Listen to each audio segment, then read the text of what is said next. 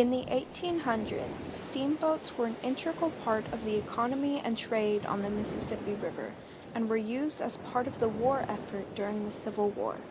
The Arkansas shoreline saw many commerce boats and expeditions during the war, and civilian ships were often confiscated by both sides. Steamboats also played important roles in many battles, like at St. Charles and Arkansas Post. Confederate and Union soldiers fought over control of the Mississippi, and whoever controlled it controlled trade and commerce in the South, especially in Arkansas. However, Arkansas's biggest story of steamboats used in the war comes from the sinking of the Sultana.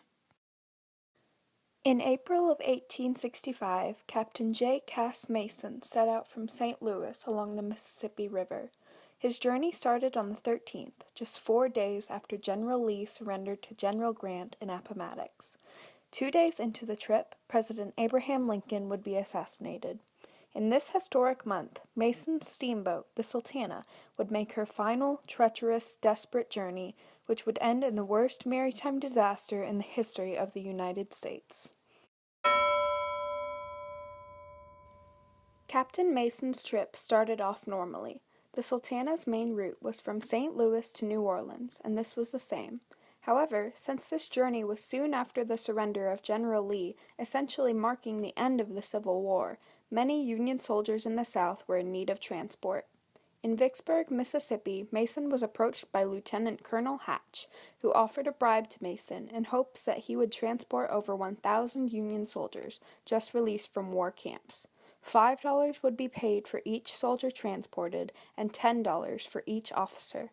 Mason took the money, even though the Sultana's capacity was only 376.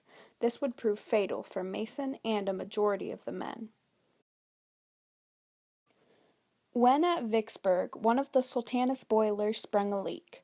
Instead of getting it properly repaired, Captain Mason ordered that it should be temporarily fixed, in order to avoid missing out on all the soldiers he would get money for transporting.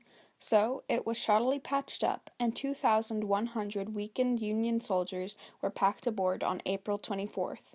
The ship was so overcrowded that the top deck visibly sagged, and was obviously well beyond capacity, as T.W. Banks's picture shows. At around 2 a.m. on April 27th, 2 of the ship's 4 boilers exploded, flinging some passengers into the water and setting the Sultana on fire. Many of the soldiers were already weakened from the war and prison camp and could not survive in the water for long. The survivors, as well as the remnants of the boat, floated along the Arkansas shoreline of the river, some being picked up by passing boats and some clinging to branches and waiting. The Sultana eventually sank just outside Marion, Arkansas. Out of 2,427 aboard, about 1,800 perished in the disaster, which is almost 300 higher than the casualties of the Titanic in 1912.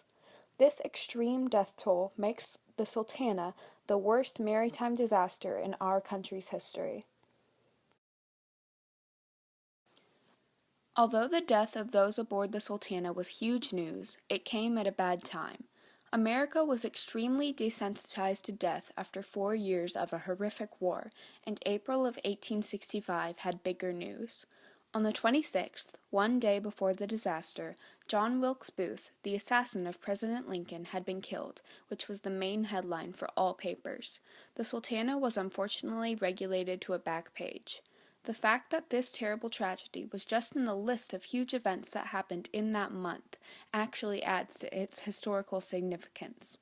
The historical context surrounding the Sultana's disaster is what gives it infamy as the biggest disaster America forgot. There are many memorials and historic markers remembering the Sultana, like in Vicksburg, where the passengers were loaded on, Memphis, where the overcrowded boat stopped for supplies, and Cincinnati, where the steamboat was originally built. But the most interesting and, what seems to be personal display is at the Sultana Disaster Museum in Marion, Arkansas.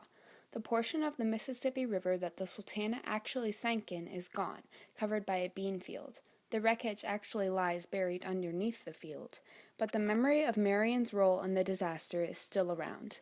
Many townspeople back in 1865 worked together to try and save the survivors that floated past and recover the bodies of others. In the Sultana Disaster Museum, there are profiles of the passengers as well as information on the steamboat and what happened after the tragedy. There are also many groups that have been formed by the descendants of Sultana passengers, like the Association of Sultana Descendants and Friends. These groups seek to make others aware of the disaster as well, and remember their ancestors. Descendants of the rescuers in Marion also try to remember that night, like Frank Fogelman, the current mayor of the town. His ancestor, John Fogelman, built rafts with his sons to save 25 soldiers that were trapped in the ship's bow, and he let them stay in his home. It is even more important to think that just weeks earlier, many residents of Marion, as part of the Confederacy, might have attacked the Sultana, but instead they tried to save it. Ultimately, the Sultana steamboat was doomed from the moment it set out. A leaky boiler, a greedy captain, and a tumultuous month all contributed to this forgotten story, but it is remembered in certain places, by certain people, and so the Sultana, a disaster worse than the Titanic itself, is not completely gone. Its memory is still kept by those who recognize its importance.